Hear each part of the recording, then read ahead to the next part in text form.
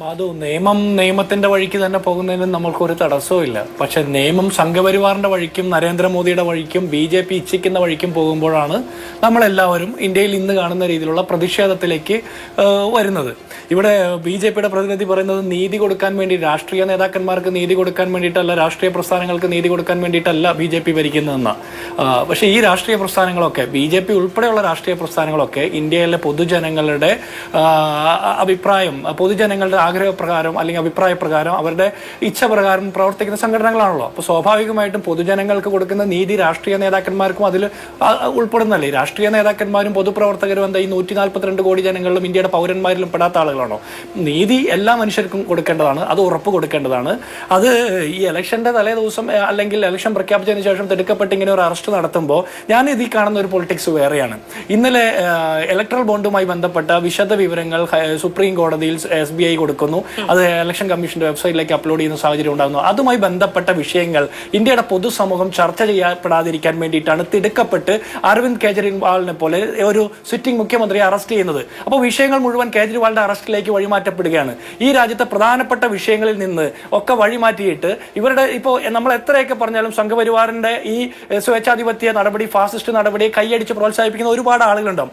ഞാൻ ഇദ്ദേഹത്തിനോട് ചോദിക്കുന്ന ഒരു ചോദ്യമുണ്ട്. ഇവിടെ മഹാരാഷ്ട്രയിലെ നാരായൺ റാണയെ കുറിച്ചിട്ട് നിങ്ങൾക്ക് വലിയ ആക്ഷേപമായിരുന്നു കഴിഞ്ഞ കുറെ കാലങ്ങൾ. അദ്ദേഹം BJPയിൽ ചേർന്നപ്പോൾ ഒരു ആക്ഷേപമില്ല, അന്വേഷണമില്ല. NCPയിലെ അജിത് പവാർ BJPയുമായിട്ട് കൂട്ടുകൂടിയപ്പോൾ അദ്ദേഹത്തിനെതിരെ അന്വേഷണമില്ല, ആക്ഷേപമില്ല. ആസാമിലെ നിങ്ങളുടെ മുഖ്യമന്ത്രി ഹിമന്ത ബിശ്വ ശർമ്മ കോൺഗ്രസിലായിരുന്നപ്പോൾ അദ്ദേഹത്തിന്റെ വീട്ടിലേക്കടക്കം BJPയുടെ സംസ്ഥാന പ്രസിഡന്റിന്റെ നേതൃത്വത്തിൽ മാർച്ച് നടത്തിയിട്ടുണ്ട്, അഴിമതിക്കാരനായി എന്നുള്ള ആക്ഷേപം നിരന്തരം ഉന്നയിച്ചിട്ടുണ്ട്. ഇന്ന് അതിനെക്കുറിച്ച് നിങ്ങൾ ഒരിക്കൽ പോലും പറയുന്നില്ല. റീത്ത ബഹുഗുണ ജോഷി എന്ന് പറഞ്ഞ UPയിലെ കോൺഗ്രസിന്റെ PCC പ്രസിഡന്റ് ആക്ഷേപം ഉണ്ടായിരുന്നു. ഇന്ന് അതിനെക്കുറിച്ച് നിങ്ങൾ മിണ്ടുന്നില്ല. ബംഗാളിലെ സുവേന്ദു അധികാരിയെ കുറിച്ചിട്ട് നിങ്ങൾ ഒരുപാട് ആക്ഷേപങ്ങൾ ഉന്നയിച്ചിട്ടാണ് ചിട്ടി തട്ടിപ്പുമായി ബന്ധപ്പെട്ട്. ഇന്ന് അതിനെക്കുറിച്ച് നിങ്ങൾ പറയുന്നില്ല. മുകുൾ റോയിയെ കുറിച്ചിട്ട് ഇങ്ങനെ 100 കണക്കിന് ഉദാഹരണങ്ങളുണ്ട്. കഴിഞ്ഞ 2004 മുതൽ 2014 വരെയുള്ള കാലഘട്ടങ്ങളിൽ എടുത്ത കേസുകൾ നോക്കിയാൽ അതിന്റെ 400 ഇരട്ടിയാണ് മോദി ഭരിക്കുന്ന ഈ 2014 മുതൽ 24 വരെയുള്ള കാലഘട്ടത്തിൽ EDയുടെ അന്വേഷണവുമായിട്ട് ബന്ധപ്പെട്ട് എടുത്തിരിക്കുന്നത്. ED റെയ്ഡുകളെ കുറിച്ച് നോക്കിയാൽ നമ്മൾ 2555% വർധനമാണ്. ഇവർ എത്ര കേസിലെ കൺവിക്ഷൻ റേറ്റ് എന്ന് നമ്മൾ അറിയണ്ടേ? 0.42% മാത്രമാണ്. അതായത് 200 കേസിൽ ഒരു കേസ് പോലും ശിക്ഷിക്കപ്പെടുന്നില്ല. കാരണം തെളിവുകളില്ല. ആരെങ്കിലും ഏതെങ്കിലും BJP നേതാക്കന്മാർ പറയുന്ന കേട്ടുകേൾവിയുടെ അടിസ്ഥാനത്തിൽ അന്വേഷണം എന്ന് പറഞ്ഞു കൊണ്ടുപോയി പ്രതിപക്ഷ നേതാക്കന്മാരെ വേട്ടയാടുന്ന സംവിധാനത്തിന്റെ പേരാണ് ED ഉൾപ്പെടെയുള്ള കേന്ദ്ര അന്വേഷണ ഏജൻസികൾ. അഴിമതിക്കാരെ BJPയിൽ ചേർത്ത് അവരെ മാമോദിസ മുക്കി അവരെ പരിശുദ്ധരാക്കുന്ന, കാർമ്മികത്വം നടപ്പാക്കുന്ന പുരോഹിതരുടെ കടമ മാത്രമാണ് ED നടപ്പാക്കുന്നത്. ഒറ്റ കാര്യം കൂടി സൂചിപ്പിക്കട്ടെ. ഇതൊക്കെ നടപ്പാക്കുമ്പോൾ ആർക്കെതിരെ അന്വേഷണം നടക്കുന്നത്? NCPക്കെതിരെ, തൃണമൂൽ കോൺഗ്രസിനെതിരെ, ആം ആദ്മിക്കെതിരെ, അല്ലെങ്കിൽ DMKക്കെതിരെ, ഇങ്ങനെയുള്ള പാർട്ടികൾക്കെതിരെ അന്വേഷണം നടക്കുന്നത്. BJPയുടെ ഏതെങ്കിലും നേതാക്കന്മാർക്കെതിരെ അന്വേഷണം നടന്നിട്ടുണ്ടോ? ഇല്ല. 128 കേസിൽ 116 കേസുകളും പ്രധാനപ്പെട്ട പ്രതിപക്ഷ നേതൃനിരയിൽ നിൽക്കുന്ന നേതാക്കന്മാർക്കെതിരെയാണ് എടുത്തിരിക്കുന്നത്. ഇതൊക്കെ കൃത്യമായിട്ടുള്ള രാഷ്ട്രീയ ലക്ഷ്യം വെച്ചിട്ടുള്ളതാണ്. ഇതിന്റെ കാരണം എന്തൊക്കെ ഇവർ ചെയ്താലും, എത്രത്തോളം ഭിന്നിപ്പ് വിതച്ചാലും ഈ രാജ്യത്തെ ഈ നടക്കാൻ പോകുന്ന തെരഞ്ഞെടുപ്പിൽ ജയിക്കില്ല എന്നുള്ള ഒരു തോന്നലുള്ളത് കണ്ടാണ് ഭയത്തിൽ നിന്ന് ഉടലെടുത്തിട്ടുള്ള ഒരു അന്വേഷണവും അറസ്റ്റുമാണ്. നമ്മളുടെ കോൺഗ്രസിന്റെ നിലപാട്, ഇതിൽ അഴിമതി ആരോപണങ്ങൾ വരുമ്പോൾ അതിൽ സർക്കാർ അല്ലെങ്കിൽ സർക്കാർ ഏജൻസികൾ നിഷ്പക്ഷമായിട്ട് നിയമപരമായിട്ടുള്ള അന്വേഷണങ്ങൾ നടത്തുന്നതിന് നമ്മൾക്ക് ഒരു തർക്കമില്ല, അതങ്ങനെ നടന്നോട്ടെ. പക്ഷേ ഈ EDയെ ഉപയോഗിച്ചുകൊണ്ട് അല്ലെങ്കിൽ കേന്ദ്ര അന്വേഷണ ഏജൻസികളെ ഉപയോഗിച്ചുകൊണ്ട് രാഷ്ട്രീയ പകപോക്കലിന് വേണ്ടിയിട്ട് പ്രത്യേക ആവേശത്തോടും അല്ലെങ്കിൽ പ്രത്യേക തിരക്കോടും കൂടി, ആവേഗത്തോടും കൂടി അന്വേഷണം നടത്തുമ്പോൾ നമ്മൾ സംശയിക്കുന്നുണ്ട്. ഇപ്പോ അദാനിയുടെ ഷെൽ കമ്പനിയിലേക്ക് വന്നിരുന്ന 20,000-ഓളം വരുന്ന കോടികളെ കുറിച്ചിട്ട് അന്വേഷിക്കാൻ വേണ്ടിയിട്ട് സെബിയുടെ അന്വേഷണ റിപ്പോർട്ട് എവിടെ വരെ എത്തി? ഇനി ഇലക്ട്രൽ ബോണ്ടുമായി ബന്ധപ്പെട്ട കാര്യത്തിൽ SBIയോട് ഇന്ത്യയുടെ സുപ്രീം കോടതി ആവശ്യപ്പെട്ടിട്ട് പോലും എത്ര വൈകി, ഒച്ചിഴയുന്ന വേഗത്തിലാണ് അവർ റിപ്പോർട്ടുകൾ കൊടുക്കുന്നത്. അതിന്റെ 10,000 ഇരട്ടി സ്പീഡിൽ അവർ അരവിന്ദ് കെജ്രിവാളിനെ വീട്ടിൽ നിന്ന് അറസ്റ്റ് ചെയ്യുന്നു. എപ്പോഴോ? ഒരു ഇലക്ഷൻ പ്രഖ്യാപിച്ചതിന് ശേഷം. ഇവിടെ BJPയുടെ പ്രതിനിധി പറയുന്നത് അവർ ജയിക്കുമെന്ന് ആർക്കും സംശയമില്ലെന്ന്. ഞാൻ മനസ്സിലാക്കുന്ന BJP തോൽക്കുമെന്നുള്ള കാര്യത്തിൽ പൂർണ്ണ ഉറപ്പുള്ളത് BJPക്കാർക്കാ. അതുകൊണ്ടാണ് ഇത്തരം മരണവെപ്രാളം എടുത്ത് ഇത്തരം പണികളൊക്കെ ചെയ്യുന്നത്. എന്തൊക്കെ പരിപാടികൾ ഇവർ ചെയ്തു. CAAയുടെ ചട്ടങ്ങൾ പ്രസിദ്ധീകരിച്ചു. അത് കഴിഞ്ഞപ്പോൾ അത് കാര്യമായിട്ട് പിടിക്കപ്പെടുന്നില്ല, അതിന്മേൽ ആളുകൾ മുഴുവൻ കയറി കൊത്തുന്നില്ല എന്ന് കണ്ടപ്പോൾ അടുത്ത പ്രശ്നമായിട്ട് വരിക, അരവിന്ദ് കെജ്രിവാളിനെ അറസ്റ്റ് ചെയ്യുന്നു. നിങ്ങൾ ഈ വേഗം ഇപ്പോൾ കരുവന്നൂർ കരുവന്നൂരിനെ കുറിച്ച് പറയുമ്പോൾ അനിൽകുമാറിന് വെന്തു, അല്ലെങ്കിൽ കൊടകരയെ കുറിച്ച് പറയുമ്പോൾ BJPയുടെ പ്രതിനിധിക്കും വിഷമമുണ്ട്.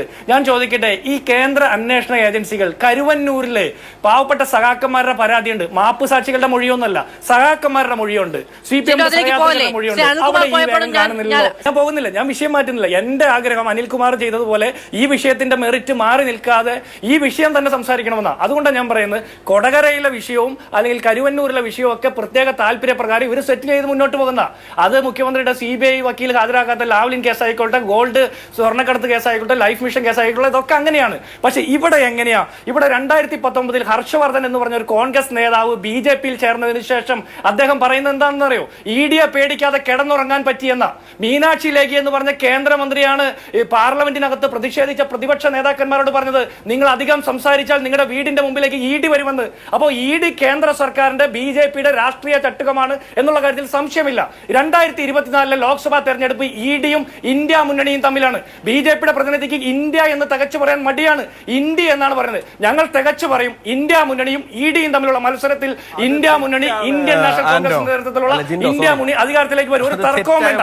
ഇനി അവരുടെ മുന്നണിയുടെ പേര് അവർക്കല്ലേ നന്നായി പറയാൻ കഴിയും? ഇന്ത്യ അലയൻസ് ആണ്, ഇന്ത്യ മുന്നണി എന്നാണ്, അല്ലാണ്ട് ഇന്ത്യ അതെന്താ? അത് അല്ല, അവരുടെ മുന്നണിയാണ്. ഞങ്ങളുടെ പേര് ഞങ്ങള് നിങ്ങളുടെ മുന്നണിയുടെ പേര് ഇണ്ട എന്ന് ഞാൻ പറഞ്ഞില്ലല്ലോ. നിങ്ങളുടെ മുന്നണിയുടെ പേര് ഞങ്ങൾ NDA എന്നാണ് പറയുന്നത്. ഞങ്ങളുടെ പേര് ഞങ്ങൾ വിളിക്കുന്നു. ഈ രാജ്യത്തെ നിങ്ങളുടെ മുന്നണി, ഞങ്ങൾ NDA എന്നാണ് പറയുന്നത്. ഞങ്ങൾ NDA എന്നാണ് പറയുന്നത്. നിങ്ങൾ നിങ്ങളുടെ മുന്നണിയെ NDA എന്ന് വിളിക്കുന്നത് ഞങ്ങൾ ഇണ്ട എന്ന് വിളിച്ചാൽ നിങ്ങൾ സമ്മതിക്കോ? ഞങ്ങൾ ഇണ്ട എന്ന് വിളിച്ചാൽ സമ്മതിക്കോ? ഞങ്ങളുടെ മുന്നണിയുടെ പേര് ഞങ്ങളാണ് തീരുമാനിക്കുന്നത്, നിങ്ങളല്ല തീരുമാനിക്കുന്നത്. നിങ്ങളുടെ മുന്നണിയുടെ പേര് ഇണ്ട എന്ന് ഞങ്ങൾ വിളിച്ചാൽ നിങ്ങൾ സമ്മതിക്കോ? ഇല്ലല്ലോ. അത് NDA എന്ന് ഞങ്ങൾ പറയുന്നത് പോലെ തന്നെ അതിന് ഇണ്ട എന്നല്ല ഞങ്ങൾ വിളിക്കുന്നത്. ആദ്യം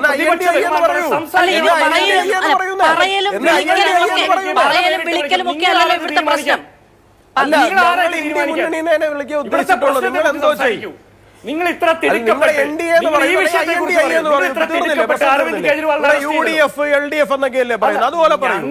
ഞങ്ങള് നിങ്ങളുടെ മുന്നണിയെ ഇന്ത്യ മുന്നണി എന്നല്ലല്ലോ പറഞ്ഞത്.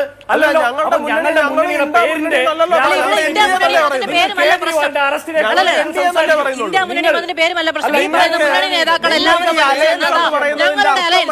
മുന്നണിയുടെ പേര് പ്രഖ്യാപിക്കുകയാണ്. അത് ഇന്ത്യ എന്നാണ് എന്ന് പ്രഖ്യാപിച്ചിരിക്കുന്നു. ഒരു കാര്യം ചെയ്യാം, ഇന്ത്യ എന്ന് പറഞ്ഞ് അവരുടെ ആ സംവിധാനത്തെ അങ്ങ് വേറെ എന്തെങ്കിലും ഒന്ന് ഇന്ത്യ എന്ന് വിളിക്കുമെന്ന് പറയുമ്പോൾ പകരം വിളിക്കാനുള്ള ഒരു പേര് അങ്ങയുടെ കയ്യിൽ ഉണ്ടാവണമല്ലോ. അങ്ങയുടെ നിഘണ്ടുവിൽ വിളിച്ചോളൂ. മാധു, ഞാനൊന്ന് പൂർത്തിയാക്കിക്കോട്ടെ. മാധു, ഞാനൊന്ന് പൂർത്തിയാക്കട്ടെ. എനിക്കൊരു ഒറ്റ മിനിറ്റ് മതി. ഞങ്ങളുടെ മുന്നണിയുടെ പേരിനെ കുറിച്ച് നിങ്ങൾ ആശങ്കപ്പെടേണ്ട. ഇന്ത്യ മുന്നണി എന്ന് പറഞ്ഞൊരു പേര് പറഞ്ഞപ്പോൾ പേര് മാറ്റാൻ നോക്കിയില്ലേ? ഇവിടെ അല്ല, മരിച്ചുപോയത് നിങ്ങൾ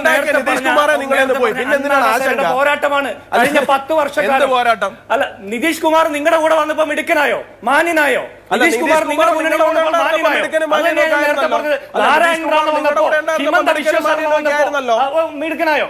നിങ്ങൾ പറയൂ. നിങ്ങൾ അഴിമതിക്കെതിരെ പോരാട്ടത്തിന്റെ ഭാഗമായിട്ട് അരവിന്ദ് കേജ്രിവാളിനെ അറസ്റ്റ് ചെയ്ത് എന്തിന്റെ പേരിലാണ്? നിങ്ങൾ കേജ്രിവാളിനെ അറസ്റ്റ് ചെയ്തത് എന്തിന്റെ പേരിലാണ്? അഴിമതിക്കെതിരെ പോരാട്ടത്തിന്റെ ഭാഗമാണെങ്കിൽ നിങ്ങൾ ആദ്യം അറസ്റ്റ് ചെയ്യേണ്ടത് ഹിമന്ത വിശ്വ ശർമ്മയെ അറസ്റ്റ് ചെയ്യണ്ടേ? നാരായണ റാണയെ അറസ്റ്റ് ചെയ്യണ്ടേ?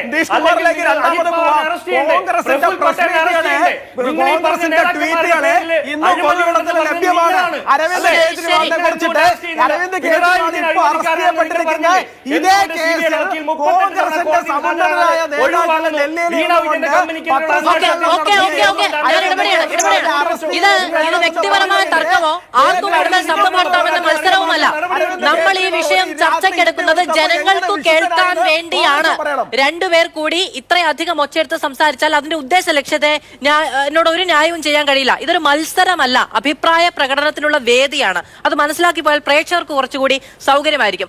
ശ്രീ ജിൻഡോ, പെട്ടെന്ന് പൂർത്തിയാക്കണം. ഞാൻ ഒറ്റ വാചകത്തിൽ പൂർത്തിയാക്കാം. ഞാൻ പറയുന്നത് ഇവിടെ കോൺഗ്രസ് എന്നുള്ളതല്ല ഇവിടെ വിഷയം.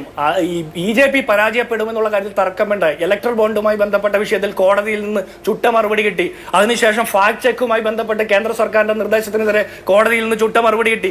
കോൺഗ്രസ് എന്ന് പറഞ്ഞ പ്രതിപക്ഷത്തെ ഏറ്റവും വലിയ പ്രതിപക്ഷ കക്ഷിയുടെ ബാങ്ക് അക്കൗണ്ട് പോലും മരവിപ്പിക്കുന്നത് എന്തിനാ? സീതാറാം കേസരിയുടെ കാലത്തുള്ള വിഷയവുമായി ബന്ധപ്പെട്ടാണ്. 10,000 രൂപ ഫൈൻ അടച്ചാൽ തീരാവുന്ന ഒരു വിഷയത്തിന് 200 ചില്ലാൻ കോടി രൂപ തടഞ്ഞു വെക്കുന്നു, അക്കൗണ്ട് ബ്ലോക്ക് ചെയ്യുന്നു. എന്തിനു വേണ്ടിയിട്ടാ? പ്രതിപക്ഷ കക്ഷികളെ അല്ല.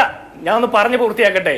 നിങ്ങളുടെ മന്ത്രിമാര്, കേന്ദ്ര മന്ത്രിമാര് പാർലമെന്റിൽ പറയുന്ന പോലെ പറയല്ലേ? ഞങ്ങൾ പറയുന്നതും കൂടി കേൾക്കൂ. താങ്കൾ പറഞ്ഞപ്പോൾ ഞാൻ ഇടപെട്ടോ എപ്പോഴെങ്കിലും? ഇല്ലല്ലോ. അപ്പൊ ഞാൻ എന്റെ അവസരത്തിൽ പറയുമ്പോൾ ഒന്ന് കേൾക്കാനുള്ള മര്യാദ കാണിക്കൂ. നിങ്ങൾ അരവിന്ദ് കെജ്രിവാളിനെ അഴിമതിക്കെതിരെയുള്ള പോരാട്ടത്തിന്റെ ഭാഗമായിട്ടാണ് അറസ്റ്റ് ചെയ്യുന്നതെങ്കിൽ അതിലെടുത്ത വേഗത എന്തുകൊണ്ട് ഇലക്ട്രൽ ബോണ്ടുമായി ബന്ധപ്പെട്ട വിഷയത്തിൽ റിപ്പോർട്ടുകൾ സുപ്രീം കോടതി കൊടുക്കാൻ SBIക്ക് ഉണ്ടായില്ല? അല്ലെങ്കിൽ അദാനിയുടെ ഷെൽ കമ്പനിയിലേക്ക് വന്നിരിക്കുന്ന കോടിക്കണക്കിന് രൂപയെ കുറിച്ചിട്ടുള്ള അന്വേഷണ റിപ്പോർട്ട് എന്തുകൊണ്ട് സെബി ഇതുവരെ ഹാജരാക്കുന്നില്ല? നിങ്ങൾ അഴിമതിക്കെതിരെയുള്ള പോരാട്ടത്തിലല്ലേ? കൽക്കരി കുംഭകോണവുമായി ബന്ധപ്പെട്ട വിഷയത്തിൽ എന്താണ് നിങ്ങളുടെ നിലപാട്? ശരി ശരി.